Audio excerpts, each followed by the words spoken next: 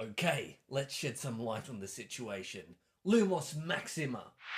Much better. Here are my quick thoughts on Fantastic Beasts and where to find them. This isn't an official review for the film. I'm not going to give it a final rating. For that, you'll have to wait for my November edition of the Motion Pic Show. What I do intend to do, however, is answer the question, is it worth seeing at the cinema? Well, what are people's fears when approaching this film? Will it be an empty cash grab? Cash grab? Definitely. Empty? Not quite. Of course, Warner Brothers intends to make tons of money out of the much hyped return to J.K. Rowling's Wizarding World. But this isn't an exercise of soulless movie making. With the author of the original books actually writing the screenplay, you know that you're not going to get a bland rip-off. In fact, nothing ever feels like a rehash of a previous Potter story. Of course, we get that warm sense of familiarity, but there are a lot of fresh ideas added on top of that. We get the same old spells and similar themes, but it's a different setting with new characters. For me, those last two things are where the film truly excels. It's Great Gatsby era New York, but in the Wizarding World. Sounds like a great place to visit, right?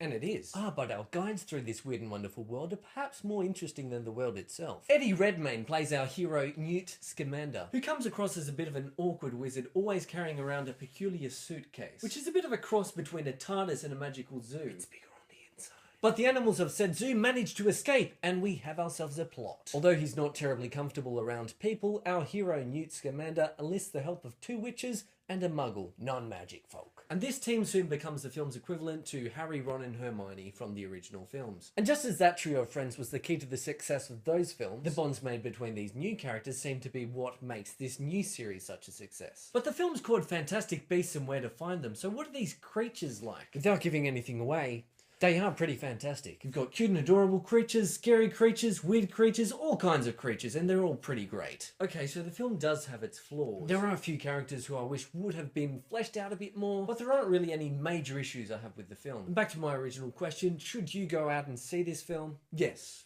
You probably should. Harry Potter purists will dig it for sure. And if you enjoy fiction with a great setting and memorable characters, then this one's also for you. And if you don't usually watch this kind of thing, check it out, or not. It's up to you.